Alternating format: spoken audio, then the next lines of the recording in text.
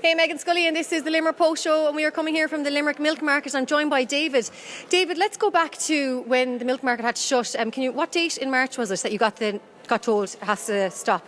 I think the first Saturday we were closed was the week after 21st.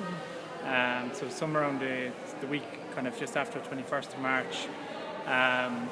Different industries were closing down, and one thing that they announced was markets as well, so that we were closing from then on.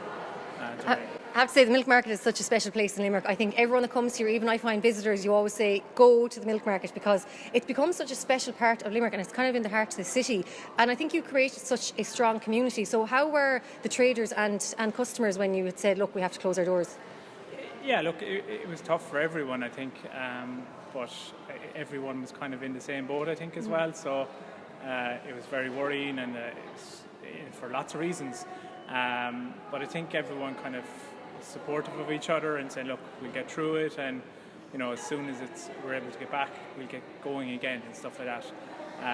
But yeah, there was a lot of community spirit there and stuff like that, so that was the positive side of it, And I was saying there's a lot of local traders that come in here week in, week out, and one thing I saw happening during lockdown, you said had actually been planned beforehand, was getting people to shop locally and buying produce off the producers here, and I think it was every Thursday you could come in and get your products. I have to say, that seems to do really well. Can you tell us about that idea? Yeah, so it's a concept that came from Cork called Neighbour Foods, and a trader mentioned it to us last summer that it might be something we've tried to get the online food thing going before, and we've run into a couple of difficulties. So we went down and visited the lads in Cork last summer, and we said, look, fantastic, we just need to get everything in place. And over the period of a couple of months, we were approaching different people and institutions to see if we could partner up and pull it together as a stronger offering.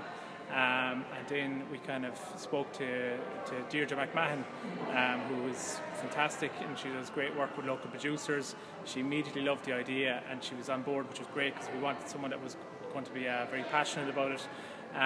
So we were working on it in the background for a number of months, and Deirdre, in fairness, was doing all the programming side and getting the traders together. And she mentioned when COVID was kind of getting a bit more serious, look, we really need to push ahead now.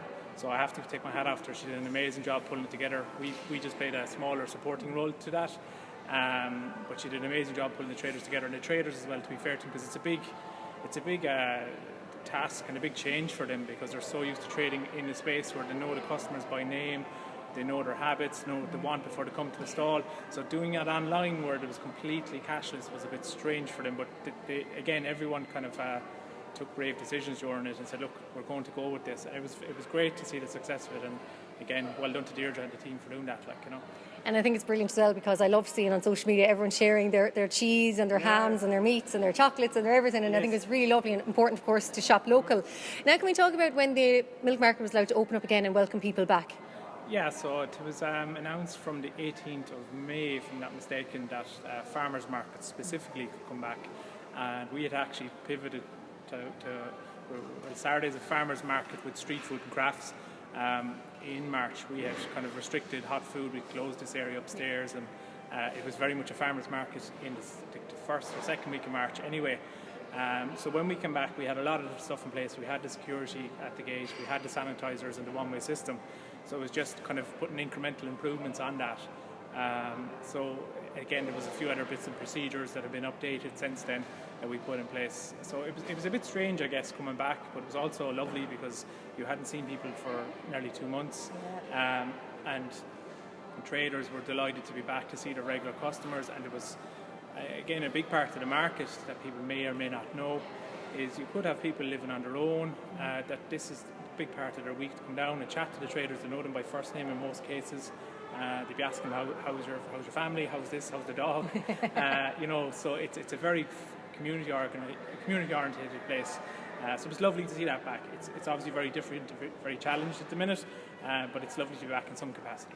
I have to say, I think it's great. I've been here now a few Saturdays, and just to see the way you run operations, I know you check the amount of people that come in and come out. There's hand sanitising stations dotted around everywhere, and I think the precautions are really there in place. And I said the sense of community. What do you think is next now for the milk market going forward? We have a couple of different I suppose stakeholders we're talking with. We have another offering at the potato market as well at the moment. Some of our crafts and hot food vendors have moved there because obviously space is a problem in a social distance world.